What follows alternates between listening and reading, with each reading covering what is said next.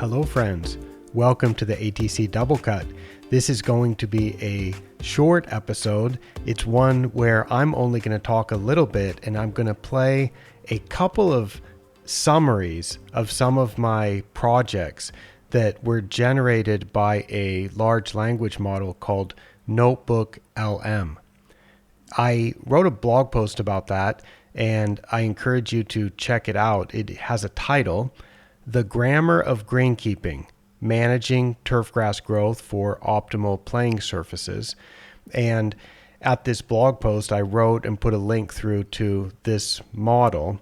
And actually, the title of that blog post is written by the model. And this is something provided by Google. This is Google's NotebookLM.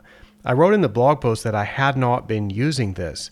And what prompted me to use it and generate these audio clips that I'm going to play is I follow a number of scientific blogs and I get the RSS feed from those. So I check whenever there's something new, I get that.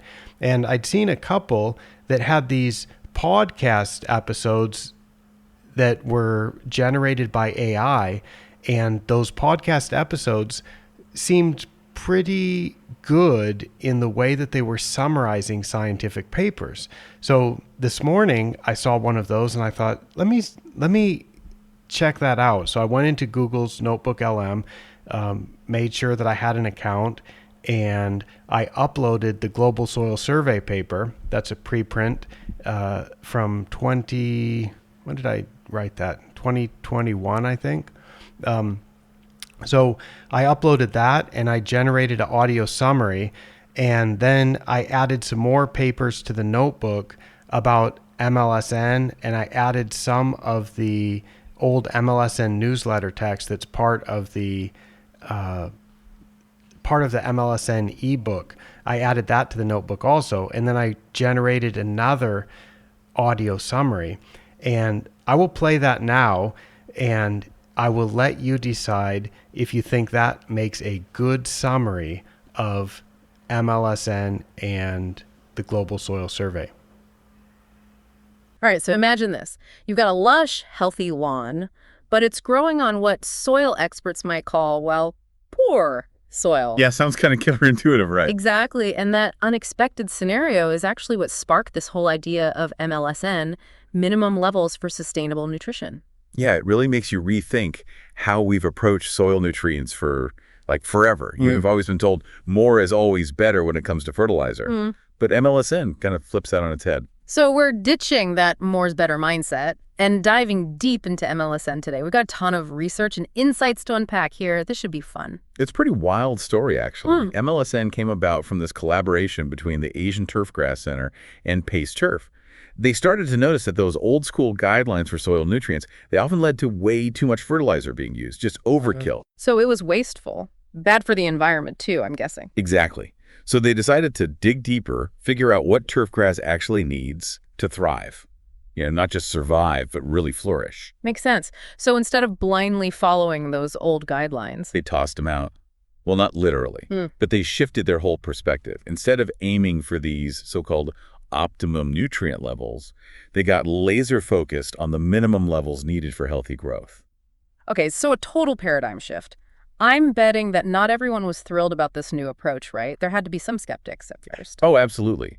Even Larry Stoll, and he was one of the pioneers of this whole thing, even he had his doubts initially about whether people would actually adopt MLSN. Yeah, it's a big change, especially when folks are used to doing things a certain way for years, kind of like telling someone they only need 1 cup of coffee to get going in the morning when they're used to a whole pot. That's a good way to put it. But there's actually a really solid logic behind MLSN, and it might surprise you. Okay, I'm intrigued. Lay it on me. All right, so to really wrap our heads around it, let's switch gears for a second. Instead of soil and nutrients, let's talk about beer. Now you're speaking my language. I think I've heard whispers of this famous beer analogy before. Is that what you're getting at? You got it. It's a surprisingly good way to explain the core principles of MLSN. Well, you've definitely piqued my curiosity. Let's crack open this beer analogy and see what makes MLSN so revolutionary. Okay, so picture this. You're throwing a party. Always a good start. And you want to make sure there's enough beer for everybody. Right. Crucial detail. Wouldn't want to run dry in the middle of festivities. Right, exactly. So let's say you invited 5 friends over. Okay. You figure, everyone might have 5 beers throughout the night, max. That's like, what, 30 beers total? Sounds like a solid starting point. But this is where that whole MLSN thinking comes in. You got it. You wouldn't just stop at buying 30 beers and call it a day. You'd want to be prepared. Right. Of course. What if someone brings a surprise guest? Or your buddy, who usually only has a couple of beers, what if he's suddenly in the mood for more? Got to have that buffer, that reserve. Exactly. So maybe you decide on an extra 10 beers, just in case. So now we're at 40. 40 beers, got it. But wait a minute, we're forgetting a key factor here. What about the beers you already have in the fridge? You're thinking like a true MLSN pro already. Chai. So say you've got, I don't know, 15 beers chilling in there already. You wouldn't go out and buy another 40 on top of that, right? No way. I'd subtract those 15 from my target of 40. Means I actually only need to pick up 25 more. And there you have it. That, my friend, is the MLSN calculation in a nutshell. You've got your predicted use, that 30 beers, plus your minimum level, that extra 10 for good measure, minus what's already available, those fridge beers, so to speak. Okay, so instead of beers, we're talking about potassium, phosphorus, all those nutrients that turf grass needs. Exactly. And instead of a party, we're looking at how much the grass will actually use over a certain time. Could be a month, a whole growing season, even a year. Gotcha. So you're not just looking at, like, a snapshot of the soil from today. You're projecting into the future, thinking about how those nutrient levels are going to change as the grass grows. Now you're getting it. It's a much more, how should I say, dynamic approach to fertilizing. And here's the beauty of it. MLSN helps us avoid that whole over-fertilizing thing because we're taking into account what's already in the soil and what the plant will actually use.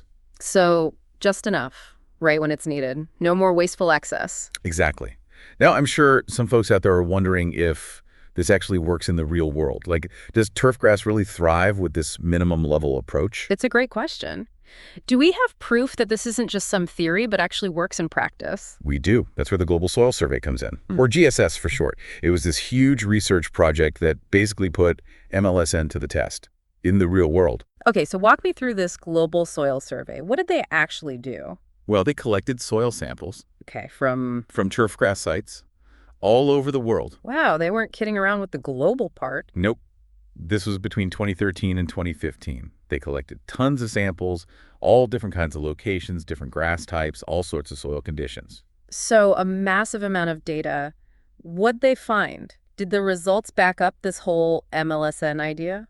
It's pretty amazing, actually. They found that in a lot of cases, turfgrass was doing really well. Doing well. Yeah. But the nutrient levels were way lower than what the traditional guidelines recommend. It really challenges that whole idea of how much, food turfgrass actually needs to do well. Fascinating. Got any specific examples? Which nutrients were showing up as surprisingly low in these healthy lawns? Well, take potassium, for instance. Okay, potassium. The data showed that a good chunk of the soil samples, the ones where the turfgrass was perfectly healthy, they had potassium levels, get this, as low as 40 parts per million. Okay, so for our listeners who aren't soil scientists, break that down for us. How low is 40 parts per million? Think of it this way. Imagine like a pinch of salt. Okay, got my pinch. Now, dissolve that tiny pinch of salt into an entire gallon of water. Okay, that's not a lot of salt. Exactly. 40 parts per million, that's a minuscule amount. And yet the grass is thriving. That's wild. And just to be clear, those traditional guidelines you mentioned, those are the ones that people used to think were like the ideal levels, right? Yeah, for years, those were the gold standard, which is why these findings from the Global Soil Survey are so significant. They show us that this whole minimum level approach, it's not just some nice theory. It actually works. It's a game changer. So we're talking less fertilizer, healthier turf grass. Seems like there's a pretty clear environmental win here, too. Absolutely. When you over-fertilize, you're not just wasting money, you're also risking nutrient runoff. That's when excess nutrients end up polluting waterways, harming ecosystems. MLSN helps us avoid all that. So to recap, we've covered the limitations of those old school fertilization methods, the logic behind MLSN, that unforgettable beer analogy. Classic. And of course, the real world validation from that massive global soil survey. But I gotta imagine some folks listening might still have questions. Oh, for sure. It's natural. Anytime something shakes up the way we've always done things, people are going to have questions. Exactly. Like, what about nutrient availability? Just because those minimum levels are in the soil, how do we know the grass can actually access them? Great question. It's like having a pantry full of food, but not being able to reach the top shelf, right? Exactly. Well, the good news is that MLSN takes nutrient availability into account. Remember how we talked about soil testing being a big part of this approach? A well-done soil test, it doesn't just measure the total amount of nutrients. It tells you how much of each nutrient is actually available for the plant to use. So it's not just about what's in the soil, but what the plant can actually, eat. Exactly. Another common question is about how MLSN can apply to, well, everywhere. We're talking about different grass types, different climates, different soils all over the world. Right, you can't exactly treat a cactus the same way you treat a fern. Exactly. But that's the beauty of MLSN. It's adaptable. We don't mess with those minimum levels. Those are based on the plant's basic needs. What we do customize is how we calculate the plant's nutrient use. So we factor in the specific type of grass, the growing conditions, all of that. So it's like having a base recipe, but then you adjust the seasonings based on, I don't know, what's in season or what your taste buds are feeling that day. Perfect analogy. You've got that core foundation, those minimum levels, but then the actual fertilizer recommendations, those get fine-tuned for each situation. I love how this approach finds that balance. There's an elegant simplicity to it, this idea of minimum levels, but it's also flexible enough to work in the real world with all its complexity. That's what makes it so powerful.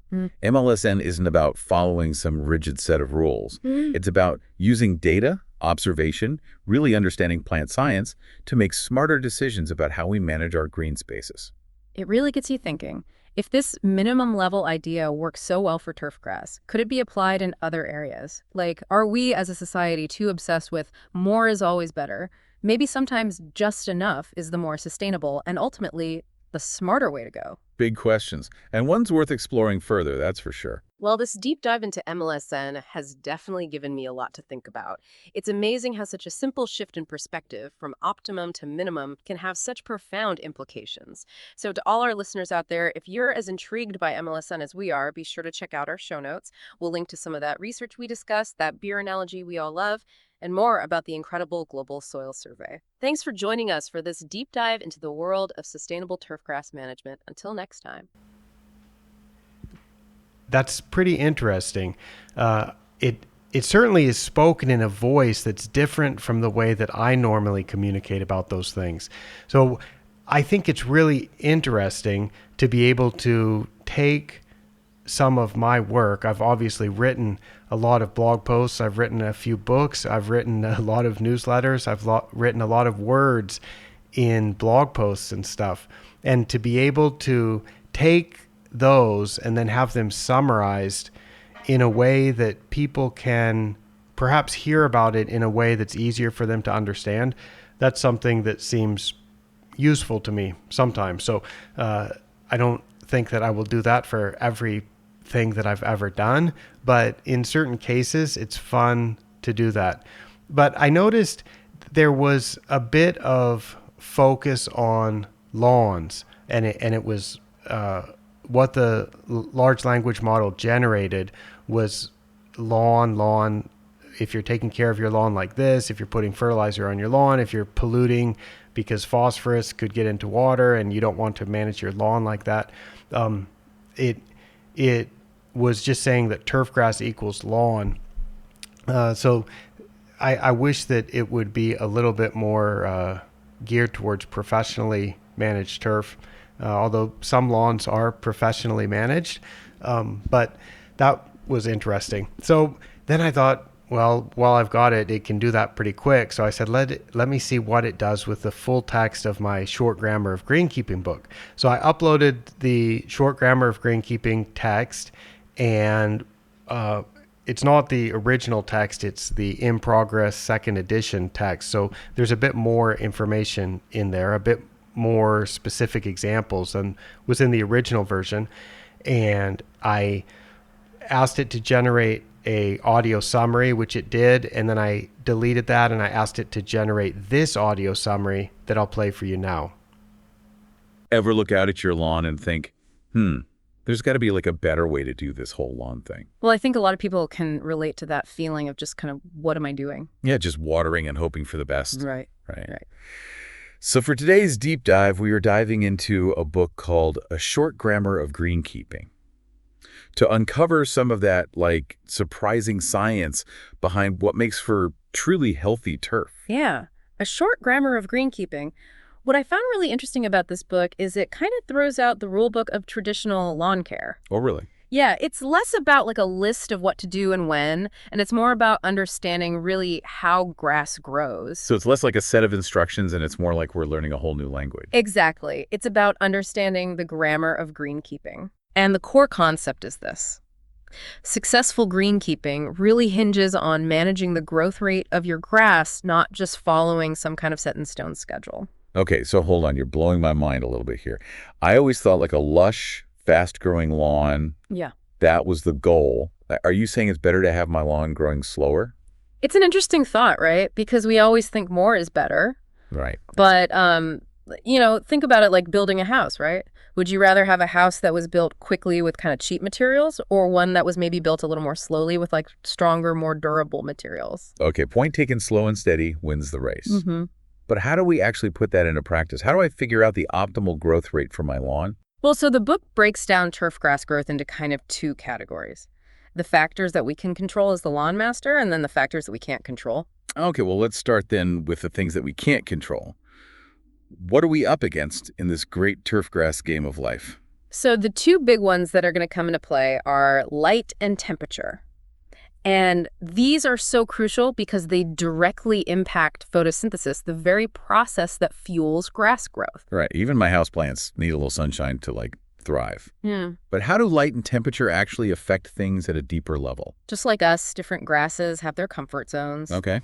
Cool season grasses, they're going to thrive in cooler temperatures. And then warm season grasses, they obviously love the heat. Makes sense. And so the book introduces this really neat concept called growth potential, or GP. All right, break that down for me. What is this growth potential? Yeah, so basically it's a scale from 0 to 1 that just tells you how close the temperature is to ideal for growth. So a GP of 1 means perfect growing conditions. But here's the kicker. Even with enough sunlight, if the temperature isn't right, the grass just won't thrive. It's like trying to sunbathe in the middle of winter. Exactly. Not going to happen. Not unless you're a polar bear or something. Right. So knowing these limitations, the things that we can't control, helps us then make smarter decisions about what we can control. Sure. All right, so we are back and ready to really take control of our lawns with the Grammar of Greenkeeping as our guide. That's right. Before the break, we tackled the uncontrollables, light and temperature. Right. But now let's get in the driver's seat and talk about the things that we can influence. Water and nitrogen. Yeah, these are the two big ones, right? Like these are the two levers that we can really adjust to fine-tune how our turf is growing. I'm already sensing that this is going to be more nuanced than just like water when it's dry and fertilize every few weeks. You got it. You're catching on quick. So let's start with water. Okay. The grammar really emphasizes that soil, it's not just dirt, it's a water reservoir. Okay, I've never thought about it like that. Yeah, and it's about understanding things like field capacity, which is how much water the soil can actually hold, and then also the wilting point, which is that point where there's just not enough moisture left for your grass to survive. So we got our upper and lower limits there, and we want to stay somewhere in between. Exactly. And where it gets interesting is the book makes this point that overwatering can actually suffocate your grass roots. Yeah, essentially drowning them. They need those air pockets in the soil to breathe. Too much of a good thing can be a bad thing. Exactly. Everything in moderation. So let's shift gears then and talk about nitrogen. Yeah. Now, most people, when they think nitrogen, they think fertilizer, right? Exactly, fertilizer. Yeah. And think about nitrogen kind of like that growth accelerator. Okay. So more nitrogen, faster growth. But the book really emphasizes that your nitrogen needs, they can vary dramatically. Okay. Depending on where you live, the climate, you're in your soil type. So just blindly following some fertilizer schedule that I found online could really backfire. Oh, yeah, big time. And that makes me think back to that putting green in Thailand that we were talking about earlier. Yeah. They were going off of these fertilizer recommendations for a totally different climate. And they ended up with a totally scalped mess. Oh, no. Because they were over-fertilizing. So we're really starting to see how all of these factors are intertwined then. Yeah. We've got light, temperature, water, nitrogen. Yeah. What other secrets does this Grammar of Greenkeeping hold?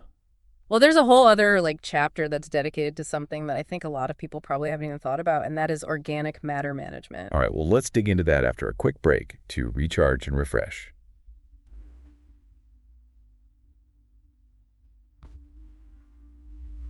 And we are back for the final stretch of our deep dive into the grammar of greenkeeping. The final countdown. Before the break, we were uncovering this kind of hidden world of soil, right, and the importance of managing organic matter.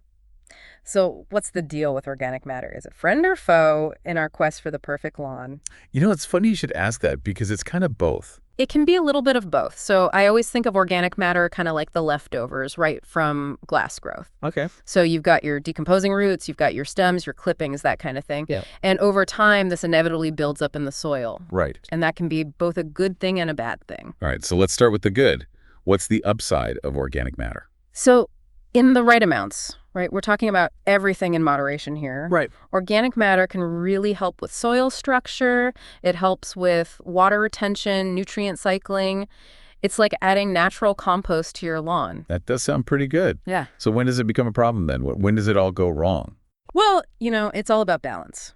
Too much organic matter and things can start to go south. It can actually clog up the soil, making it harder for water and air to reach those grass roots that we've been working so hard to nurture.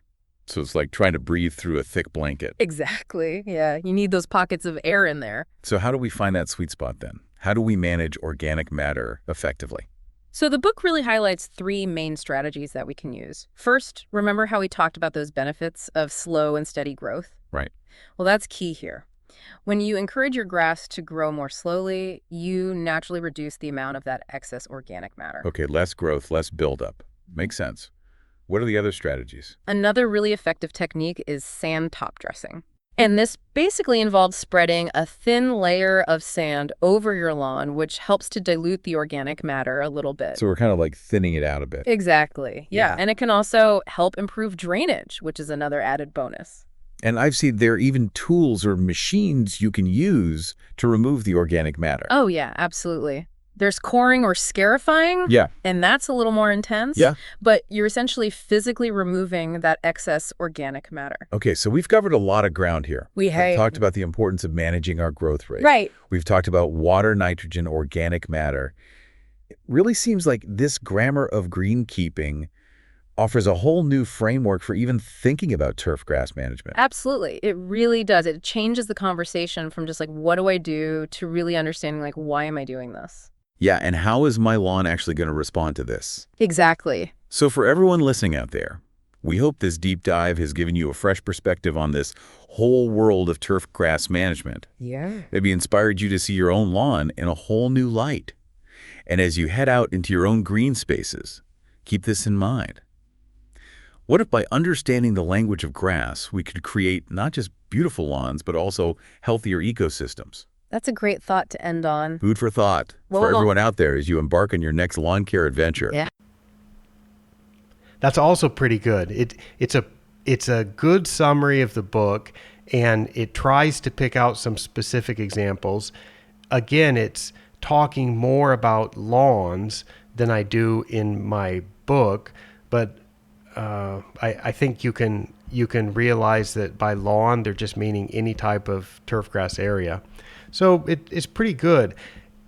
What these are doing right now, what these summaries are, they're not providing anything that's brand new. They're not creating anything new out of, not new ideas. They're not coming up with new concepts or anything out of what I provided it, but they're giving really nice summaries, and that can be quite useful. And I imagine that you, in your line of work, whether that's in research or whether that's in greenkeeping or whether that's in communication, you may find some usefulness of this particular model. I've used ChatGPT quite a bit, but I tend to use that for coding problems, for things where I'm trying to ask the computer to do something in a certain language and I can't quite get it to work, or I'm trying to get it to write a certain function that will transform the data in one column to be expressed in a different way in a different column. I sometimes will ask ChatGPT to help with that, and it does that very well. I've tried uploading some of my own writing and then asked to please summarize it. It didn't do it anywhere near as well as what I found today from Google's NotebookLM. I was really impressed. And actually this blog post, so I'll put relevant links to this blog post and to NotebookLM in the show notes.